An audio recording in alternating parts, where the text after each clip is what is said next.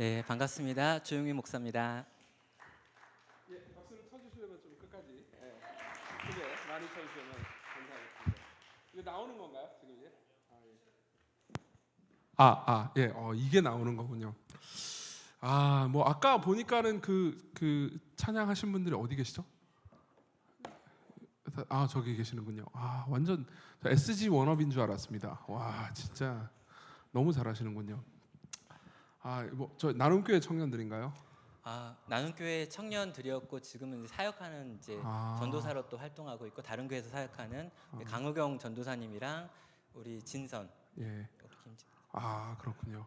아까 제가 보니까 너무 노래를 잘하셨는데 이게 그 노래 끝나는 그 반주 있잖아요. 그 반주가 이렇게 어설프게 끝나가지고 충분히 박수를 못 받으신 것 같아요. 제 생각에는 다시 한번 좀 박수해 주셨으면 좋겠습니다. 네, 아주 굉장히 멋있었습니다.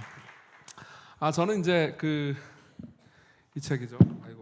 소망의 복음 요한계시록 이 책을 이제 소재로 해서 이제 여러 가지 대담들을 좀 나눠보려고 나왔는데요. 네, 이렇게 질문하려고 그러니까 좀 그렇긴 하지만 저 친한 이 관계이기 때문에 네, 조영 목사님 반갑습니다. 반갑습니다. 예, 지금 나눔교회를 담임하고 계시죠? 네. 네, 이제 목사님 섬기시는 나눔교회는 어떤 교회인지 그리고 이제 목사님은 어떤 분인지 좀 약간 그 질문이 좀 약간 너무 광범위할 수 있지만 네. 간단하게 좀 소개를 좀 해주십시오. 네. 여러분이 와 계신 곳이 나눔교회고요. 나눔교회는 16년 된 교회입니다. 제가 나눔교회 담임 목사로 온 지는 4년이 됐고요. 이 지역 사회에 나눔이라고 하는 가치를 구현하기 위하여 남서울 은혜교회라고 하는 교회에서 이제 이쪽으로 개척팀이 나와가지고 처음 개척이 된 교회입니다. 12년 동안 잘 있다가요. 또 이렇게 담임 목사님이 바뀌고 그 과정에서 제가 와서 지금 이제 이 지역에서 열심히 이제 복음 전하고 또 활동하고 있는 교회입니다. 저는 이제 저 역시 12년 동안 사역을 이제 청년들을 대상으로 주로 사역을 했습니다. 아까 강의 중에도 이야기를 했지만 내수동 교회라고 하는 교회에서 이제 6년 동안 청년들 돌봤고요. 그런 다음에 이제 우리 분당 우리 교회 분당에 있는 이찬수 목사님 계신 분당 우리 교회에서 3년 동안 우리 대학부들을 대상으로 해가지고 사역을 하던 차에 우리 교회의 부르심을 받고 여기 와서 지금 4년째 담임 목사로 섬기고 있습니다. 네. 이 정도면 되나요? 좀 재미가 없죠? 제가 재미있게 해드릴게요. 이렇게 그렇습니다. 오늘의 재미는 이쪽에서 아까 좀 약간 요식행위 질문이었기 때문에 첫 번째 질문은 지금까지 낸 책이 4권이죠. 한번 좀 간단하게 소개해 주실래요? 이 책까지. 이 책은 뭐 이제 할 거고 앞에 3권을 좀 소개해 주세요. 이제 첫 번째 책은 제가 청년 사역을 마무리해야겠다라고 하는 생각을 마음에 좀 갖게 됐습니다. 일단 30대 후반이 되어져 가고 이제 보니까 이런 방식으로 청년들을 계속 돕는 게 쉽지 않겠다. 밤새 이렇게 놀아야 되는데 저는 어느 순간 잠들어 있고 또 이렇게 학생들과 대화하고 그들과 소통을 해야 되는데 20살 정도 차이가 나다 보니까 그게 쉽지 않아지는 거예요. 그래서 이제 청년 사역을 마무리하면서 우리 청년들에게 할 선물이 뭐가 있을까라고 생각하다가 우리 청년들은 늘 선택의 문제를 고민하니까 이 선택의 문제를 좀 정리해야겠다라고 해서 구약에 나와 있는 12명의 인물들을 좀 정리하면서 이 선택 하나님 편에 서다라고 하는 책을 처음으로 냈습니다. 그때도 우리 제자들이 다 만들었었어요. 편집의 과정들이나 또 그 출판과 관련된 여러 부분들을 우리 제자들이 함께 이제 만들어. 책 안에 보니까 막 그림도 있고 그러더라고요. 그 안에 있는 그림도 저희 청년이 이렇게 그린 거고요. 중간에 있는 QR 코드, 동영상 이런 것들을 제가 가르쳤던 청년들이 다 함께 만들어줬던 책이 선택 하나님 편에 서다라고 하는 책으로 제 첫 번째 책이었고요. 그런 다음에 두 번째로 읽는 설교 룻기라고 해서 저희 조이시 북스 지금 여기 소망의 복음 요한계시록과 같은 이제 출판사인데 우리 나눔교회 제가 이따 부임한 이 다음에 저기 그 경품 추천할 때 그게 이제 있죠. 예, 예. 네, 그렇습니다. 오늘 그 판매도 한다고 합니다. 없어질 줄 알았는데 아직도 살아있는 책인데요. 네. 그래서 경품으로 제가 5권 저기다 이렇게 들었는데 추천을 또 받아가시면 너무 좋을 것 같습니다. 안 사신 분들 사시기 바랍니다. 네. 네. 제가 저한테 나눔교회- 도움이 되진 않습니다. 네. 많이 저한테 말을 시켜놓고 말을 막 하고 있어가지고 네, 재미없으니까 그런 거예요. 제가 어르신, 형이에요. 재밌게 하십시오. 제가 형이고 동생입니다. 잘못하시고 또 그래요. 참고로 제가 동생입니다. 여러분 놀라실지 모르겠지만 액면가는 제가 좀 더 많아 보이지만 고맙습니다. 그만 까볼게요. 네. 그래서 제가 나눔교회 부임한 다음에 제가 처음 부임한 교회에서 어떻게 설교할까라는 고민을 가지고 이제 이 본문을 폈는데 이 룻기 1장이 너무 좋은 거예요. 그리고 우리 성도님들이 이 룻기 1장의 가장 앞부분에 너무 많은 감동을 받으셨습니다. 그래서 이왕 감동 받은 김에 끝까지 하자. 그래서 이제 룻기를 이제 처음 나눔교회 부임해가지고 첫 주일날부터 설교를 했고요. 그렇게 9번 설교를 했는데 그 9번 설교하는 가운데 교회가 너무 많이 행복해졌습니다. 그래서 이 행복한 이야기를 들었던 또 다른 분이 이걸 책으로 냈으면 좋겠다라고 제안을 하셔가지고 이제 두 번째 책 읽는 설교 룻기가 나올 수 있었습니다. 그리고 이제 올해 또 한 권이 나왔는데 제가 이제 교회를 3년 동안 섬기다 보니까 이 3년 동안 섬겼던 이 교회가 앞으로 나아가야 될 방향은 어떤 걸까 이런 고민 중에 와, 근데 이게 이제 자꾸 끼어들어서 죄송한데 네. 이게 PPT 나오네요. 유능한 부교육자분들이 열심히 지금 회의를 해주고 있습니다. 이렇게 아마 출판사가 하는 일 같지는 않고요. 저희 네. 교육자들이 계속 피하고 있습니다. 네. 그래서 이제 교회를 사랑합니다라고 하는 나눔교회 교회론이라고 하는 아주 이기적인 책을 썼습니다. 저희 새 가족들한테 전해주려고 처음 글을 썼는데 이게 내용이 좋다 그래가지고 이제 다른 성도들도 읽을 수 있게 책으로 나왔고 오늘 이제 이 마지막 책이 소망의 복음 요한계시록. 아마 쓴 걸로 하면은 가장 오래전부터 써왔던 책일 것 같고요. 이걸 출판을 해야 되는지 말아야 되는지에 대한 고민도 가장 많았을 것 같습니다. 왜냐하면 이 계시록이라고 하는 책 자체가 너무 이슈가 많은데 그리고 이거에 대한 전문가들이 또 굉장히 많은데 이런 상황에서 정말 이 동네에서 목회하는 작은 목사가 이 주제를 가지고 책을 써도 되는가라고 하는 고민부터 해서 여기 나와 있는 표현 하나하나들이 과연 맞는가라고 하는 질문도 하면서 이렇게 소망의 복음 요한계시록이 책으로 나왔습니다. 네.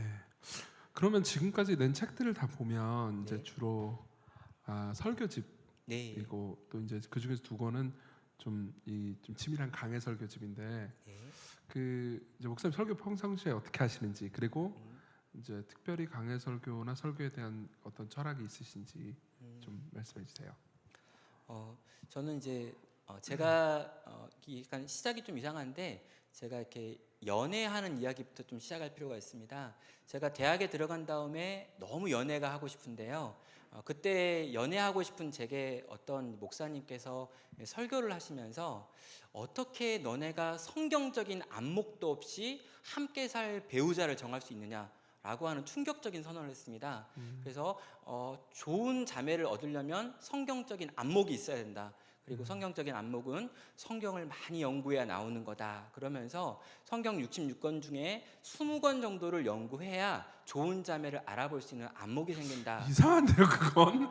라는 이제 지금 생각으로는 굉장히 이상한 설교인데 네. 그 당시엔 또 굉장히 감동적이었습니다. 그래서 아, 제가 그때 너무 그게 은혜를 받아가지고 그 목사님 진짜 그렇게 생각하신 게 아니고 그 연애를 하고 싶은 사람들의 마음을 이제 이용해서 네.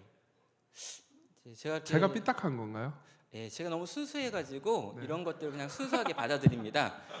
그래서 저는 그게 진짠가 보다라는 생각을 하고요. 그때부터 내가 빨리 연애하고 싶으니까 성경을 다 연구해버려야겠다. 그래가지고 빌레 몬서부터 시작을 했습니다. 한 장짜리부터.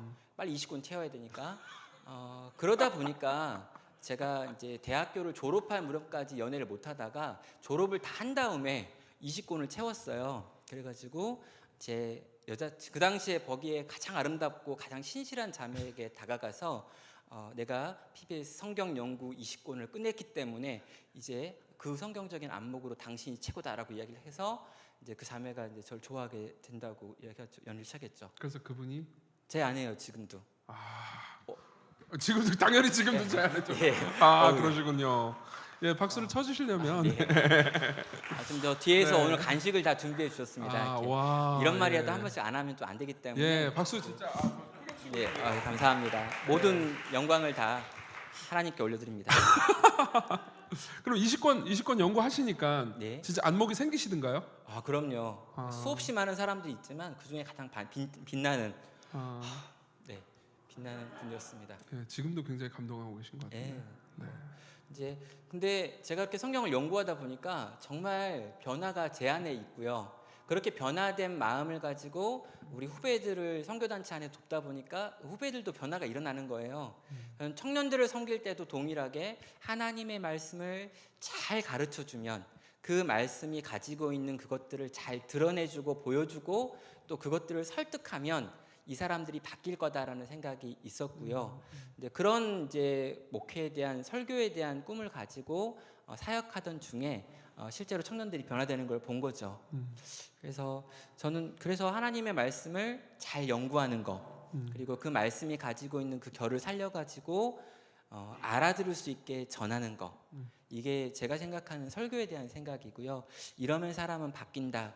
그리고 청년들만 그렇게 바뀌는 게 아니라 기존 교회와 기존 성도들도 그렇게 변화를 경험하고 그렇게 성숙을 경험할 수 있다라고 하는 확신을 가지고 설교도 하고 또 이런 책들도 설교 강해라고 하는 형태로 쓰게 된 것 같습니다. 목사님 스스로도, 그러니까 저도 이제 설교를 하니까요, 되게 그러니까 나만 그런 건가 아니면 다른 사람도 그런 건가 싶은 그런 질문이 있는데, 목사님 스스로도 그러니까 내가 설교를 하고 있고 설교를 듣는 것뿐만 아니라 네. 하는 것도 나한테 변화의 동기가 된다, 혹은 변화가 된다, 이런 걸 느끼시나요? 예. 그러니까 저는 이제 가끔 설교할 때 너무 힘든 건 어떤 거냐면 내가 열심히 연구하고 머릿속에 있는 게 내 입을 통해서 나가는 것으로밖에 느껴지지 않을 때 굉장히 마음이 힘들고 어려운 것 같습니다. 하나님의 말씀이 제 마음에 이렇게 찾아오고 그 말씀이 내 손과 발에도 이렇게 함께 할 때 제가 전하는 메시지가 살아서 사람들의 영혼 가운데 변화를 만들어낼 수 있다라는 생각을 하는데 이제 그래서 만약 정말 제대로 된 설교자라면 그 사람이 먼저 변화되는 거, 이게 우선돼야 된다라는 생각을 합니다. 예, 공감이 됩니다. 아까 그 이제 책 읽으신 분들 인터뷰 잠깐 몇 개 나왔는데 거기 중에서 이제 보면은 성서윤 의원 간사님이셨나요? 예, 간사님. 혹시 여기 성도님이신가요? 아니요, 다른 다른. 교회에서 열심히 전도사로 사역하고 계십니다. 예. 그분이 이제 말씀하시는데 그 열정적으로 하실 때 네. 얼굴이 빨개지시고 검어진다고 했던 것 검어지신다고 했나? 예. 얼굴이 검어지시고 뭐 이렇게 눈물을 흘리시고 뭐 하여튼 정확히 표현은 기억이 안 나는데 네. 어떤 건지 저는 알 것 같거든요. 제가 이제 네. 목사님 설교 들어보고 그랬는데 그 뭐랄까 그런 열정이 그러니까 어떤 거하고 연결이 되나요? 그러니까 본문이 말하는 바의 내용이 성도들 향한 사랑과 이렇게 연결돼서 그런 열정이 나오는 건가요? 사실 좀 저로서는 좀 부럽기도 하고 그러거든요. 근데 이제 그 유명한 말 중에 그런 말이 있는데 홍시 맛이 나니까 홍시가 들었다라고 이야기를 했는데 그걸 어떻게 그러냐고 물어보면 되게 이상하지 않느냐. 장금이가 옛날에 했던 말이 있습니다. 근데 기억 안 나시나요? 장금이가 했답니다. 네. 그러니까 저는 처음부터 말씀이 그냥 머리에서 입으로 나오지 못했던 것 같습니다. 그러니까 말씀이 정말 살아서 역사하는 말씀이고 저를 구원한 말씀이고 또 이 말씀이 제대로 선포되어지고 들려지면 사람들의 마음에도 이런 놀라운 역사가 일어날 텐데 라고 하는 전제를 가지고 말씀을 전하다 보니까 오버하는 것처럼 보이는 때도 많이 있는 것 같습니다. 아니 그렇게 느껴지진 않아요. 늘 죄송한 마음이 있어요. 네. 그러니까 지금 이제 많은 분들이 그런 이야기 하더라고요. 매주 울었는데 이번 주에도 울까? 이런 생각을 하면서 들어오는 그런 청년도 있고요. 그 우는 게 너무 가식적이지 않는가? 어떻게 한두 번은 울지 1년 내내 우는가? 그러면서 가식적인 울음이다라고 했다가 2년째 우니까 2년 정도 울면 그건 가식이 아니지 않을까? 이런 생각을 하면서 교회 남은 분도 있었어요. 근데 열심히 이 말씀이 그러니까 저는 설교를 준비하면서 많이 웁니다. 설교를 준비하면서 본문이 해석되어질 때 막 울 때가 있고요. 그리고 이걸 이렇게 문장으로 바꿔놓은 다음에 저 혼자 막 울 때도 있고요. 그리고 이걸 전할 때는 더 하나님이 큰 감동을 또 주셔서 그렇게 열심히 한번 전하려고. 저희 아버지가 저를 칭찬한 적이 있는데요. 저희 아버지 저를 칭찬 잘 안 하는데 저희 아버지가 저한테 했던 가장 멋진 칭찬이 뭐였냐면, 영민아, 저희 아버지가 목사님이시거든요. 근데 아버지가 한번 저한테 전화하시더니, 영민아, 마치 내일이 없는 것처럼 말씀을 전하는 내 아들 목사가 너무 좋다. 이렇게 한번 칭찬해 준 적이 있는데, 제가 들었던 칭찬 중에 제일 기억에 남고 감사했던 칭찬인 것 같습니다. 그러면 네. 네. 그러면 이제 본문을 이제 설교를 하시면 분이 본문 연구가 있지 않습니까? 네. 그 본문을 어떻게 연구하고 이해하시는지, 그러니까 뭔가 이렇게 성도님들한테 소개해주고 싶은 성경 연구 방법이라든가 목사님만의 어떤 성경 연구 팁 같은 게 있으신지. 네. 저는 이제 기본적으로 성경 본문을요, 여러 번 읽어야 된다라는 생각이 있습니다. 그래서 여러 번 읽을 때 이걸 좀 낯설게 좀 읽으려면은 다른 번역으로 되어져 있는 본문, 그러니까 뭐 영어나 다른 본문이 없다 그러면 한글로 되어 있는 것 중에 다른 본문, 새번역 성경이나 또 공동 번역이나 이런 번역을 가지고 이렇게 읽으면서 이 성경 자체가 뭐라고 말하는지를 많이 이렇게 들어보면 좋겠다라는 생각이 있습니다. 그리고 이제 그렇게 읽으면서 뭐 문단을 나눠보기도 하고, 또 특이한 표현들이 많이 나오는 부분 이렇게 찾아보기도 하고, 저는 가장 기본적인 우리가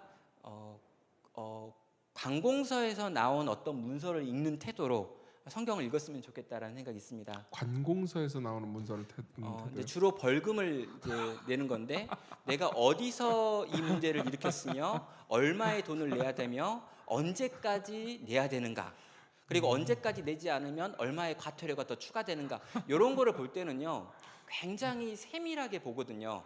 근데 많은 분들이 성경을 읽을 때 이 장수를 넘기는데 너무 집착을 하는 거예요. 그렇죠. 오늘 내가 이 장수를 채웠는가 못 채웠는가, 네. 어디까지 읽었는가, 그러면서 무슨 내용이었냐고 물어보면 거의 대답을 또 안 하시고, 네. 그리고 성경을 내가 어떻게 이해합니까? 라는 말도 안 되는 말을 하고요.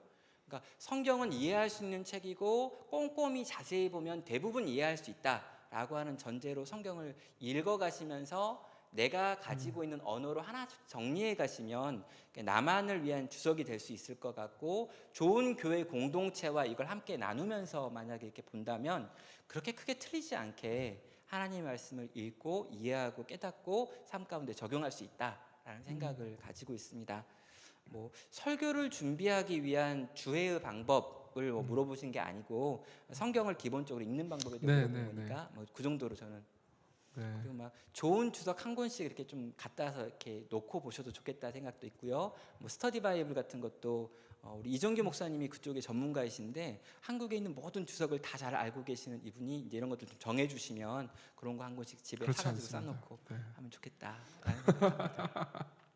저희 그래서 이제 저희 교회 장로님들한테 제가 갑자기 어디서 돈이 생겨가지고요 했던 첫 번째 선물이 저희 장로님 네 분한테 이 주석을 다 한 전씩 사드렸어요 이렇게. 그래서 이제 매튜 미드가 쓴 10권짜리 주석이었는데 한 권씩 싸놓고 책장에 꽂아놓고 제발 성경을 읽고 그것을 좀 이렇게 점검해 보십시오라고 했더니 잘 안 읽으시더라고요. 꽂아놓은 건 같아요. 그러시군요. 혹시 여기 장로님 계신가요? 예, 우리 장로님들은 지금 말씀 보고 기도하시느라고 이런 모임을 안 나오실 것 같습니다. 알겠습니다. 감사합니다. 제가 혹시 나중에 장로님 뵙게 되면 꼭 전달해드리도록 하겠습니다. 아마 이게 지금 페이스북 라이브로 되고 있어서. 그래요? 지금 페이스북 라이브로 하고 있어요? 그런가요? 까불면 안 되겠군요. 예. 네, 좋습니다. 그러면은 뭐 이제 이 책 얘기를 좀 했으면 좋겠는데요. 참 뭐 저도 읽었고요. 그리고 또 이제 아까도 좀 간단하게 말씀해 주셨지만 이 저술 의도라고나 할까요? 그러니까 이제 물론 청년들 대상으로 이제 설교하시면서 어떤 이제 뭐라고 할까, 설교와 청중들과의 반응 이런 것들이 이제 리스폰스가 왔다 갔다 하면서 결국 이런 책이 나왔는데, 특별히 이 책에 있는 내용들을 설교하시면서 여러 군데에서 많이 설교하셨죠. 네. 예. 그 어떤 기억나는 반응 같은 게 있으신가요? 뭐, 네. 네. 이제 가장 기억나는 반응 중에 하나는 제가 이 계시록 말씀을 너무 열심히 준비했던 때가 있었습니다. 그래서 열심히 준비했는데 설교하려고 정리된 원고가 22페이지인 거예요. A4 22페이지를 준비해가지고 이걸 중간에 어떻게 끊어야 되는데 끊을 수가 없어서 그날은 제가 우리 청년들한테 뭐라고 이야기했냐면 오늘은 소그룹 하지 말고 끝까지 설교를 듣자. 그래가지고 했던 설교가 그때 132분을 연속으로 해가지고 주일 청년부 예배에서 설교한 적이 있습니다. 아, 그러니까 한 설교에 132분을 하셨다고요? 예. 주일 설교에. 2시간 12분. 예. 네. 너무 제가 계시록이 본문이었고요. 예, 계시록 12장의 본문을 가지고 12장만. 네. 예. 오. 근데 저도 이제 그렇게 긴 설교를 그 뒤로 이렇게 연속을 해본 적이 없고요. 근데 그때 그 설교를 하는 동안에 온 우리 그 당시 있었던 이 내수동교회 청년들이었는데 이 많은 청년들이 정말 집중해서 그 말씀 속에 들어가서 그 말씀에 있는 이 영적 전쟁을 함께 치르고 있다라고 하는 이 느낌을 아주 강하게 받았습니다. 그 뒤로도 그런 느낌을 받아본 적은 없었죠. 아무튼 그렇게 이 계시록 말씀 가운데 깊이 들어가서 그 말씀 속에서 같이 호흡을 하는 경험도 한 적이 있고요. 또 이제 이 계시록 말씀을 전하는 가운데 내가 가지고 있던 이전의 계시록에 대한 어떤 생각들이 무너졌다, 깨졌다. 그때 그럼 그렇게 장시간 설교를 하셨는데 네. 막 이렇게 분위기 자체가 지루해하거나 그러지 아니죠. 않았어요? 그때는 정말 지루해하지 않고요. 제가 그렇게 느꼈을 수도 있습니다. 그 자리에 앉아있던 분도 여기 몇 분 계신데 어떠는지 한번 그분들한테 물어봐야 될 것 같은데 네. 제가 느끼기에는 일단 끝나고 제가 따로 한번 물어보겠습니다. 예. 정말 하나님의 말씀이 이렇게 달다. 그리고 이 달고 오묘한 말씀이 우리를 이렇게 위로한다. 심지어 이 용과의 전쟁, 바다 짐승, 땅의 짐승과의 전쟁 속에서 우리를 지키시는 하나님의 이야기가 우리를 이렇게 너무 행복하게 만드는 이런 경험을 하면서 저는 계시록에 있는 이 말씀들이 정말 밝히 사람들에게 읽혀지고 들려지고 깨달았으면 좋겠다라고 하는 생각을 더더욱 할 수 있었던 것 같습니다. 그리고 장년들을 대상으로 했을 때는 네. 이제 기존에 가지고 있던 계시록에 대한 어떤 전제들이 많이 이렇게 좀 어긋나 있는 세대주의 종말론의 영향을 받고 있거나 이런 분들이 이 계시록 해석을 통해 가지고 새로운 계시록의 해석을 경험하면서 이제 기뻐하고 즐거워하는 모습을 이렇게 볼 수 있었고 네. 그 뒤로 계시록을 다시 읽을 때 그 해석이 떠올라서 너무나 편하고 행복하게 계시록을 읽고 있다라고 하는 이제 설명들을 이렇게 들을 수 있어서 너무나 좋았습니다. 그런 뭔가 새로운 해석의 지평을 열어주고 또 사람들로 하여금 이제 이 책 요한계시록을 이제 친숙하게 만드시는 게 목표라고 했잖아요. 그럼 예를 질문을 하나 좀 드려보겠습니다. 네. 그러니까 뭐라고 해야 될까? 사람들이 흔히 가지고 있는 가장 이 책에 대한 선입견, 이 책 말고요. 요한계시록에 대한 선입견은 좀 이거 무섭고, 네. 뭐 대충 뭔 소리인지 모르겠고, 뭔 소리인지 모르겠지만 대충 무섭고, 그래서 이제 왠지 읽으면은 내가 뭐 지옥 갈 것 같고, 네. 이런 뭐 환난을 겪을 것 같고, 이런 약간 그런 게 있거든요. 네. 근데 이제 제목이 보면 그냥 요한계시록이 아니고 소망의 복음이거든요. 그렇죠? 그러니까 왜 요한계시록이 복음입니까? 왜 기쁜 소식인지.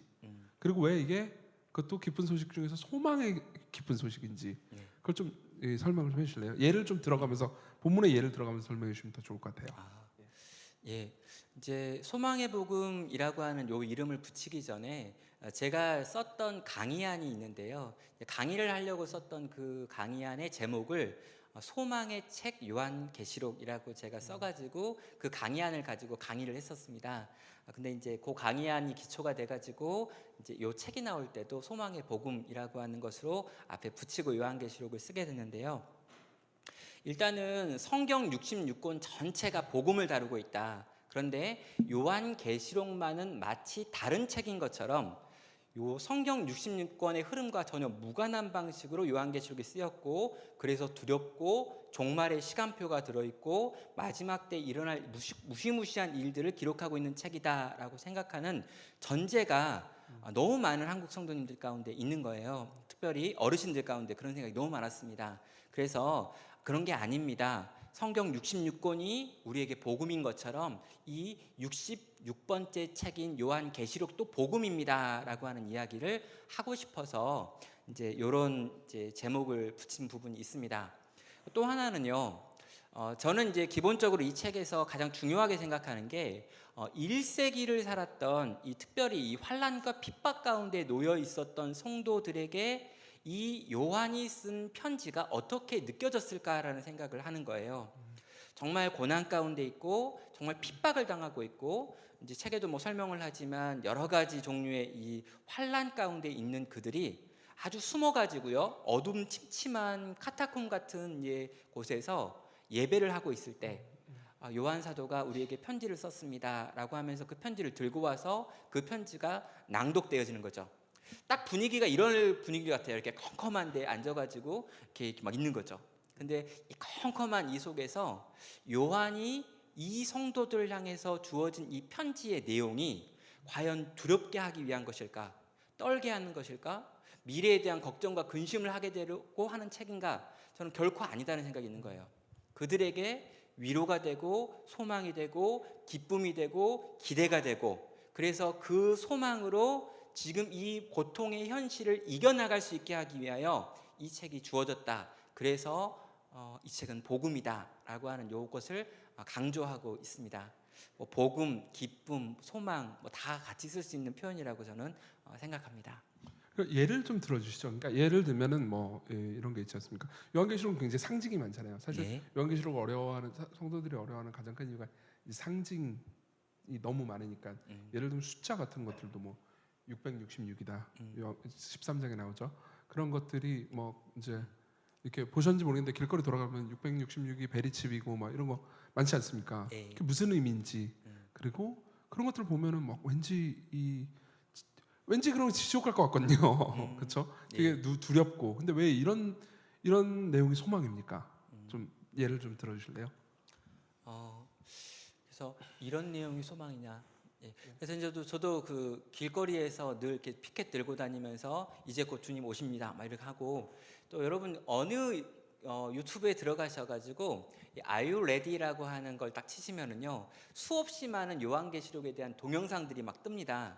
Are you ready요? 예. 어, 주님 만날 준비가 됐느냐? 요 질문인데, 네. 요 질문을 하면서 나오는 영상에 보면 계시록에 있는 자막이 이렇게 붙으면서요 위에 영상에 계속해서 뭐 전쟁, 기근, 또 질병, 학살, 또 큰 사건, 사고들 이런 영상들이 쫙 나오면서 맨 마지막에 이런 시대가 지금 이 시대인데 주님이 곧 오실 텐데 당신은 그 주님 만날 준비가 돼 있습니까? 라고 하는 질문으로 끝나는 영상들이 많이 나와 있습니다. 출처가 어딘지 모르겠지만 그런 영상이 많은데요. 네. 계시록을 일반적으로 많은 분들이 이렇게 이해하고 있구나라는 생각을 했는데, 제가 이제 계시록을 이제 소망의 책으로 읽게 된 이유는 이 계시록에 나와 있는 아까 말씀하셨던 그 여러 상징들이 뭐 현실에 있는 이런 것과 1대1로 매치가 되어지는 그것이 아니다라고 하는 생각을 하게 됐습니다. 왜냐하면 만약에 666의 표라고 하는 것이 지금 뭐 베리칩이다, 또 그 전에는 바코드다, 뭐 이런 해석들이 막 있어 왔고, 또 계속 뭐 만들어지면서 지금 뭐 컴퓨터다, 또 뭐 스마트폰도 그런 역할을 한다, 뭐 이런 이야기를 막 합니다. 그런데 이런 방식으로 읽으면은요 AD 1세기를 살았던 성도에게 이 책은 아무런 의미가 없다는 거예요. 여기 나와 있는 666의 표를 오늘날 우리가 가지고 있는 무엇과 연결시켜 버리면 2000년 전을 살았던 그들에게는 아무런 상관없는 이야기가 계시록에 나와 있는 모든 상징들이라는 거죠. 그래서 그러면 이 1세기를 살았던 이 사람들은 이 숫자들과 이 상징들을 어떤 방식으로 그 시대 안에서 이해했는가라는 질문을 하게 되는데, 666은 뭐 게마트리아라고 하는 그 당시에 이 숫자를 사용하는 방식에 있어서 이게 네로 황제를 상징하는 수 또는 도미티안을 상징하는 수라고 하는 걸로 당시 이미 1세기에 기본적인 해석의 방법으로 이 상징이 연결되는 것들이 있더라는 것입니다.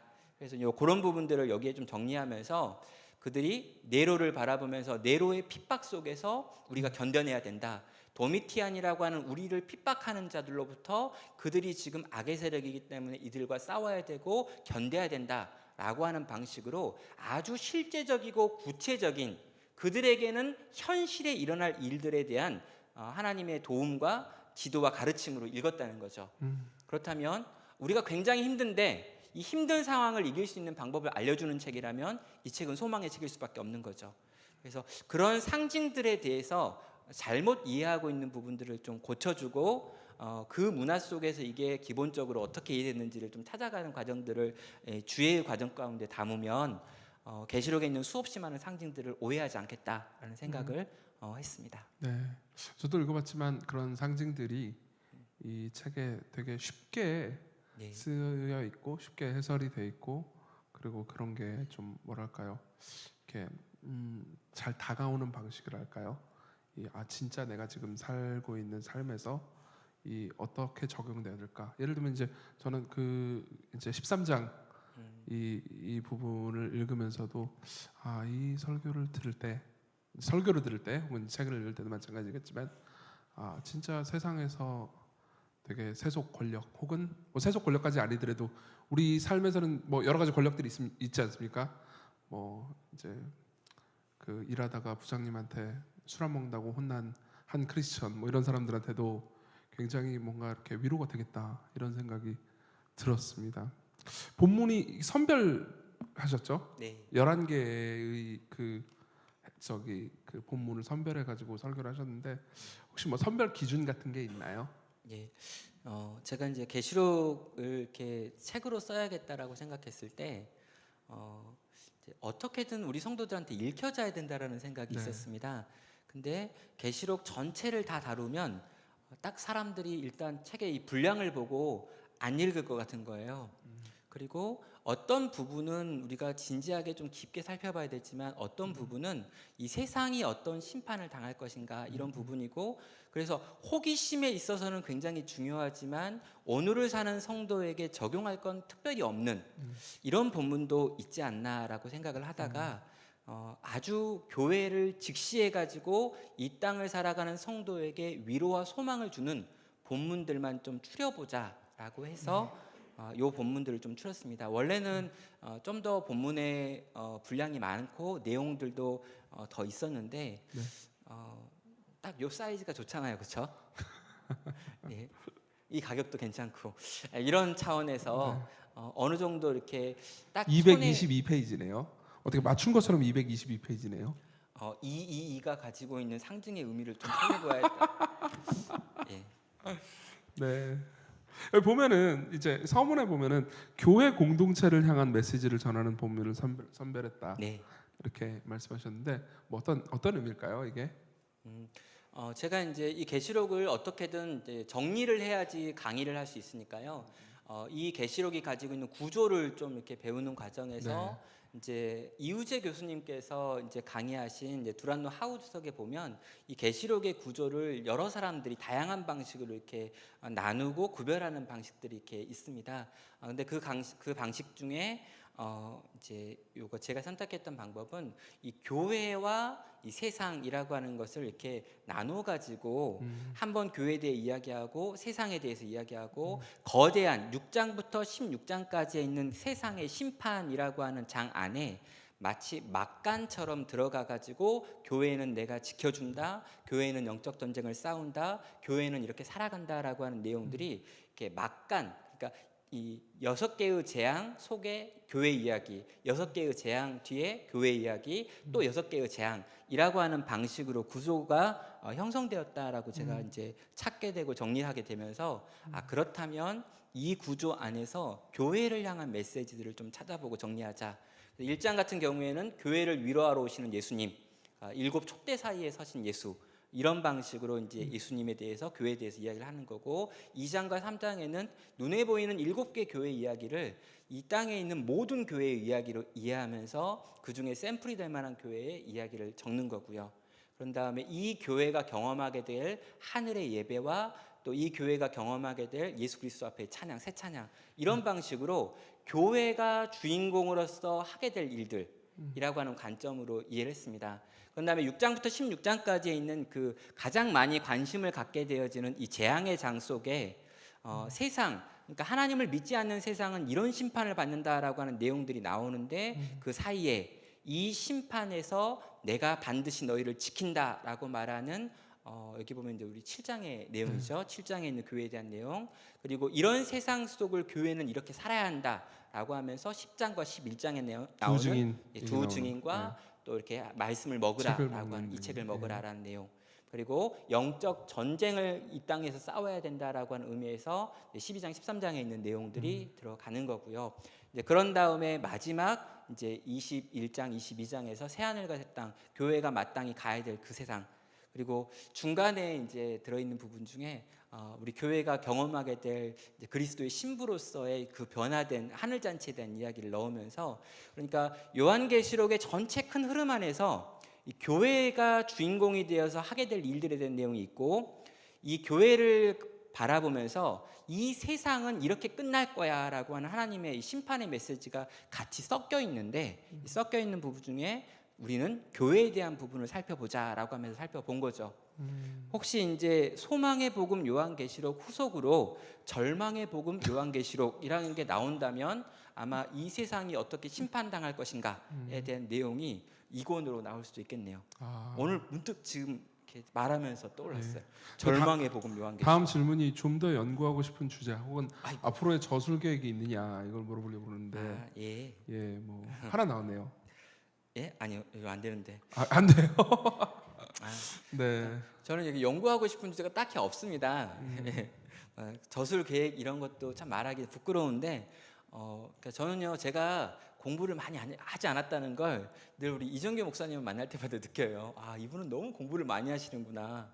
좋은 책을 많이 쓰겠구나. 지금 안 되구나. 페이크 라인. 예, 오늘은 제가 주인공이니까. 근데 저는 이제 교회라고 하는 항상 말은 이렇게 하고 공부를 많이 하더라고요. 눈에 보이는 제가 이야기할게요. 저는 제가 섬기는 이 교회가 너무 좋고요. 네. 제가 섬기는 이 교회가 원하고 꼭 들어야 되는 그 메시지를 전하고 싶습니다.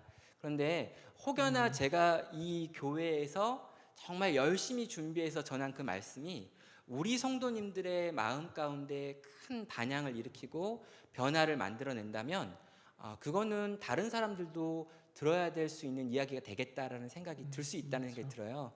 그러면 그렇게 되어지면 그게 뭔가 글이 될 수 있을 것 같지 특별한 저술의 계획이 있다거나 막 연구를 하고 싶은 주제를 막 제가 정할 수 있는 건 아닌 것 같습니다.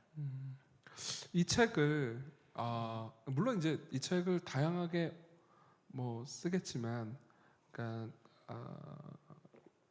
이걸 이제 읽는 사람이 어떻게 활용할 수 있을까요? 그냥 뭐 예를 들면 소그룹이나 혹은 뭐 다른 방법으로도 활용할 수 있을까요? 뭐 한번 좀.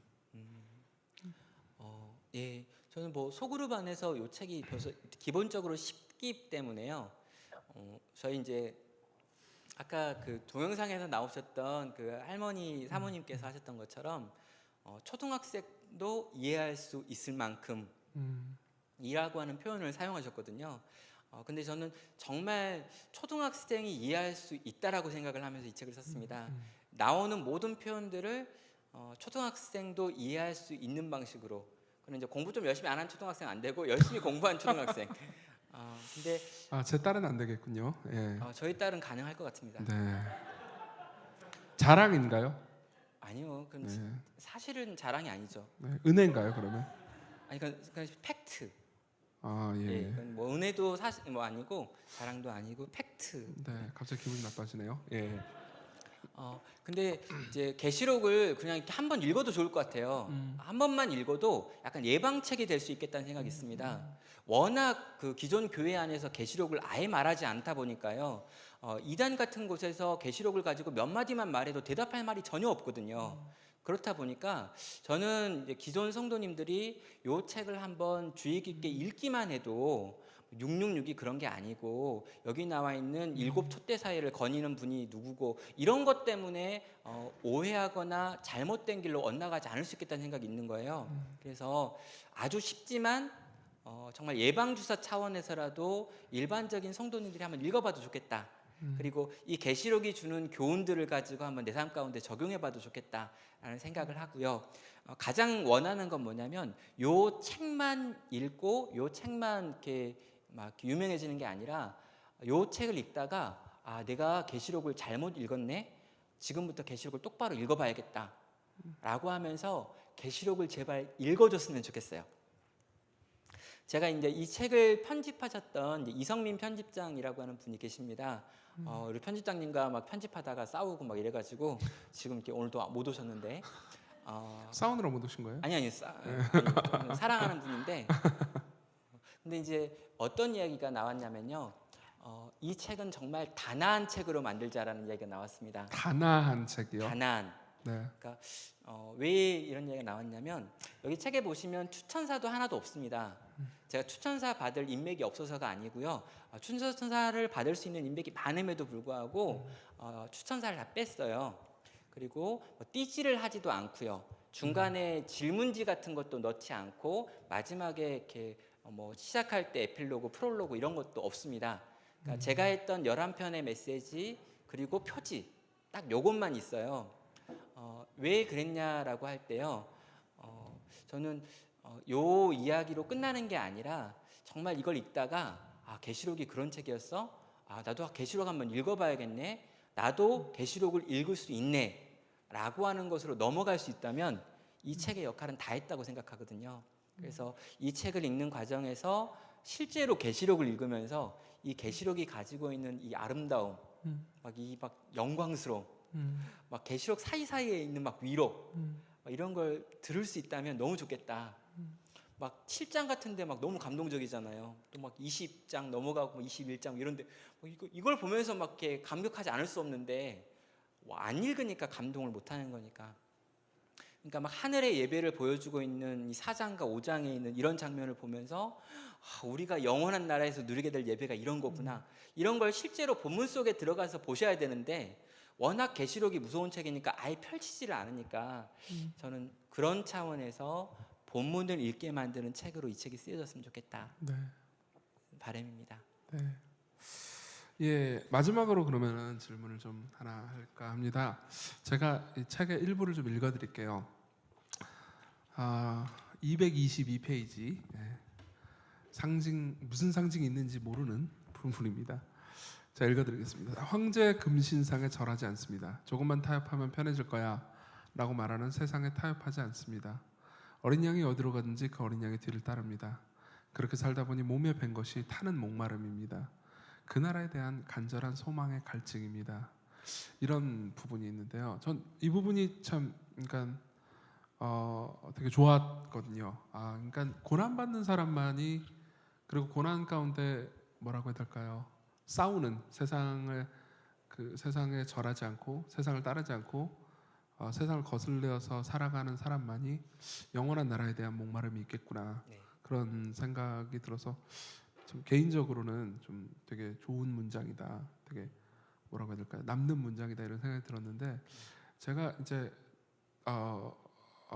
드리고 싶은 질문이 아니고 이제 말씀은 그러니까 이제 뭐 여기 계실 수도 있고 페이스북으로 보는 분들도 계실 수 있는데 그러니까 지금 이제 세상에 살면서 고난 당하고 그리고 세상과 싸우는 성도님들이 또 계실 수 있잖아요. 여기도 계실 수 있고 또 페이스북 라이브로도 볼 수 있고 또 이 책을 집으신 분들 중에 아니면 그냥 요한계시록을 읽으시는 분들 중에 그런 분들이 계실 것 같은데 요한계시록 이 책의 내용을 바탕으로 해서 그런 분들에게 전해줄 수 있는 위로 혹은 소망 이런 말씀 한마디 해주셨으면 좋겠습니다. 예. 그 허다한 무리들이 막 이렇게 주님을 향해 나아가고 있는데 그 환상 가운데 이런 장면이 있습니다. 그들이 누구냐라고 물어봤을 때 불 섞인 유리 바다를 통과해 오는 사람들이다라고 하는 표현을 계시록은 사용하거든요. 그러니까 성도가 누구냐 그랬을 때 불 섞인 유리바다를 통과해서 나오는 자라고 하는 이런 표현을 쓰더라고요. 정말 고통의 땅 위에서 이 고통을 통과해 가지고 나오는 그들만이 정말 주님께서 위로하시는 성도가 되는 거죠. 또 정말 이런 표현도 있습니다. 하나님 앞에서 순교자들이 계속해서 하나님을 향해 탄원하고 있어요. 근데 여기 이 순교자는 곧 그리스도인들이거든요. 그러니까 이 땅을 살고 있는 모든 성도는 다 순교자다라고 이야기해요. 왜 그렇습니까? 이 세상의 법대로 살지 않기 때문에 이 세상에서 공격을 당하니까요. 저는 여기 계신 모든 분들이 기본적으로 다 이 세상 속에서 고통당하는 자다. 우리 베드로 전서 표현으로 하면 흩어진 나그네들이고 정말 이 땅에서 나그네요 행인처럼 살아가고 있다라고 생각하기 때문에 계시록은 모든 사람에게 위로를 준다라는 확신이 있습니다. 그래서 순교자들이 그렇게 탄원하고 있는 그때에 우리 주님께서 그 순교자들의 이야기를 딱 듣고 곧바로 이렇게 대답을 하시는 장면이 있어요. 세상에서는 아무짝에도 쓸모없다고 죽였지만 우리 하나님 앞에서는 가장 먼저 그 기도를 들어줘야 될 대상으로 변해 있는 모습들이 우리들의 모습인 거죠. 우리 눈에 눈물이 흐르지 않는다면 주님이 우리의 눈물을 닦아줄 이유도 없을 겁니다. 계시록 7장과 이 21장에 나오는 흐르는 눈물을 닦아주시는 이 주님의 이야기가 있는 이유는 이 땅에서 우리의 삶은 기본적으로 눈물을 흘릴 수밖에 없는 삶일 거기 때문이죠. 그래서 그 흐르는 눈물을 우리 주님이 반드시 닦아주실 것이다. 그리고 네가 이 땅에서 다시는 사망이 없고 아픈 것이 없고 애곡하는 것과 애통하는 것이 없다라고 하는 건 이 땅을 사는 성도는 어쩔 수 없이 죽고 애통하고 애곡하고 눈물을 흘릴 수밖에 없는데 그걸 네가 살아냈기 때문에 우리 주님의 큰 위로도 여기에 준비되어 있는 거죠.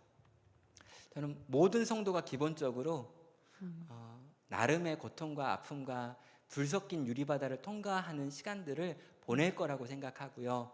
그때 괜찮아라고 말하는 게 아니라 그런 건 없는 거야라고 말하는 게 아니라 너는 그걸 통과할 수밖에 없고 통과해야 돼.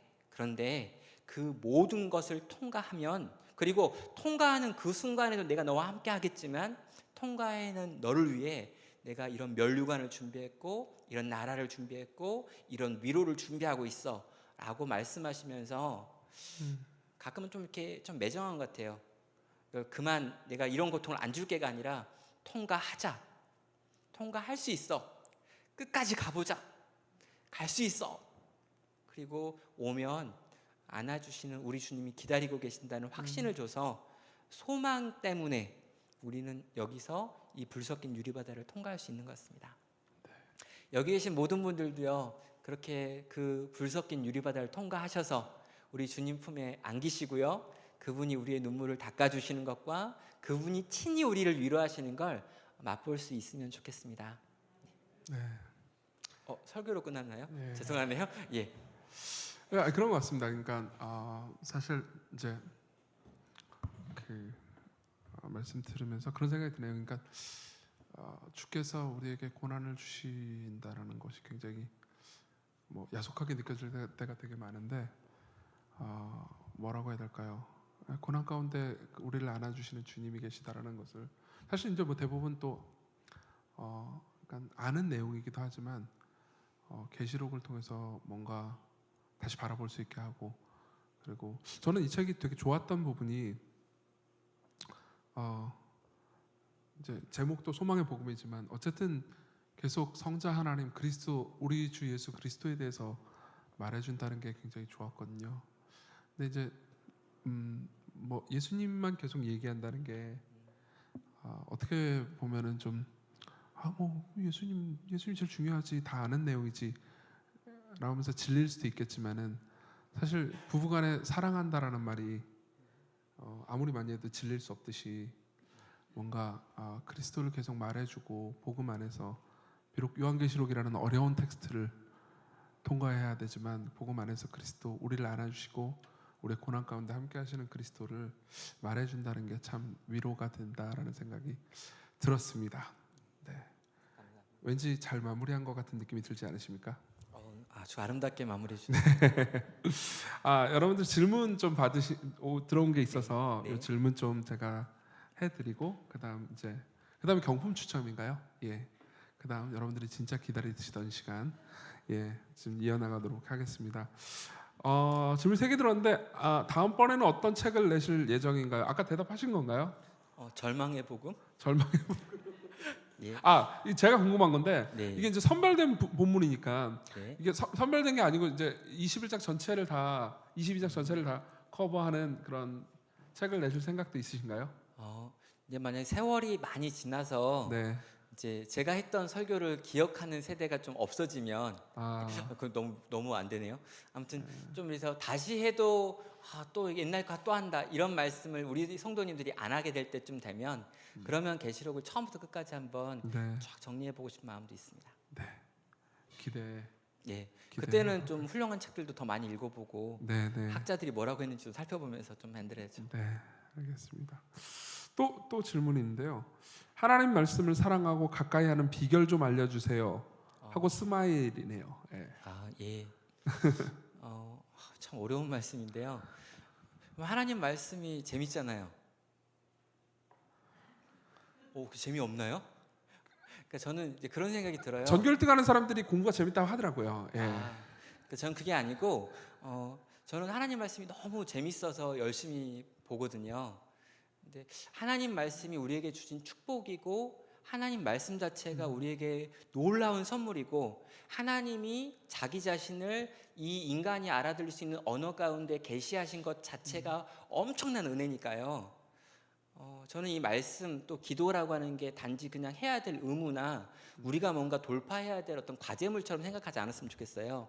이것 자체는 엄청난 선물이니까 이 엄청난 선물을 받은 우리가 이걸 한번 봐야지.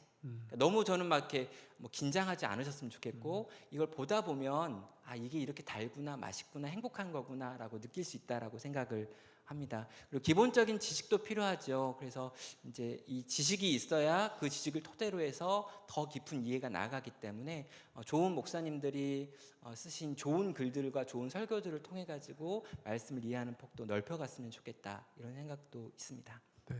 더불어 20권을 연구하면 예. 보는 안목이 생기십니다. 이미 결혼하신 분들은 20권을 연구하시면 아무 일도 생기지 않나요? 어쨌든 자 다음 질문으로 넘어가겠습니다. 네, 청년들과 함께하는 좋은 프로그램 활동들이 있을까요? 추천해 주세요. 이게 저 질문 의도를 좀 파악하기 어려운데 혹시 이 질문을 해주신 분이 제 질문을 해주실 수 있을까요? 네.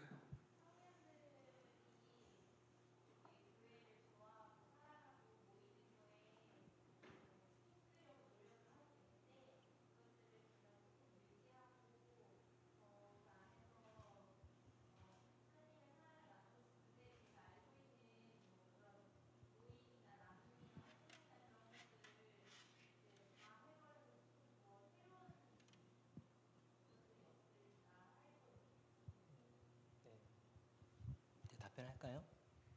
그럼 제가 답변을 네. 그 청년들을 사랑하기 때문에 여러 가지 활동을 하셨다고 이야기했잖아요. 그래서 새로운 활동을 찾아보고 있다고 했는데 이미 하셨던 활동을 더 잘하는 게 더 좋을 것 같아요. 왜냐하면 새로운 게 늘 맞는 건 아니거든요.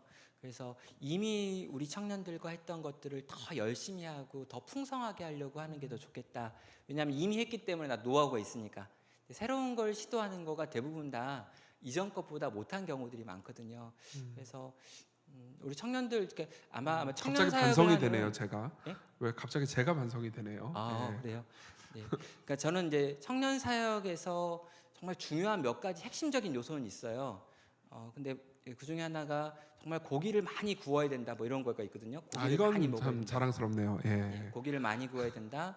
그리고 좀 적실한 그 청년들에게 지금 필요한 것들에 대해서 적실한 제안들을 해주고 또 들려줄 수 있어야 된다 이런 부분들이 있는데 가장 청년들과 가까이 있는 사람이 가장 정확하게 상황들을 보고 도울 수 있으니까요. 사랑하기 때문에 고민하고 고민하기 때문에 답을 찾아낼 거라고 믿습니다. 사랑했느냐라는 질문이 제일 먼저 나오는 것 같아요. 어떻게 답이 되신 건가요? 예. 답이 안 된 것 같은데. 아니에요. 저 표정은 답이 된 표정입니다. 네, 감사합니다. 네. 네, 감사하고요. 우리 그동안 좀 많은 답변해 주시고 지혜를 나눠주신 조영 목사님께 다시 한번 좀 박수를 보내주셨으면 좋겠습니다. 이 분위기가 엄할지 모르겠지만 조영 목사님 기도로 좀 마무리해 주시면 좋을 것 같은데요. 예. 네, 자 기도하겠습니다. 하나님 아버지 소망의 복음 요한계시록 이 북콘서트에 이렇게 함께하게 하시니 감사합니다. 정말 이 책이 정말 우리에게 의미 있는 책 되게 하여 주시고 이 책을 읽게 되어지는 모두에게 주님의 소망을 경험하고 누리며 감격하며 감사하며 이 불섞인 유리바다 같은 이 땅에서 성도답게 살아갈 수 있는데 유익한 책 되게 하여 주시옵소서. 그리고 하나님 아버지 그렇게 살아가는 날 동안에 우리를 끊임없이 찾아와 위로하시며 우리를 붙들고 함께 그 길을 걸어주시는 우리 주님을 만나고 또 경험하고 그래서 주님을 더 많이 사랑하는 저희들 되게 하여 주시옵소서. 오늘 이 자리 이 모임 가운데 오게 하셔서 이 이야기를 나누게 하시고 듣게 하신 모든 이들 가운데 우리 주님께서 은혜 부어주시기를 원하오며 감사하며 예수님의 이름으로 기도합니다. 아멘.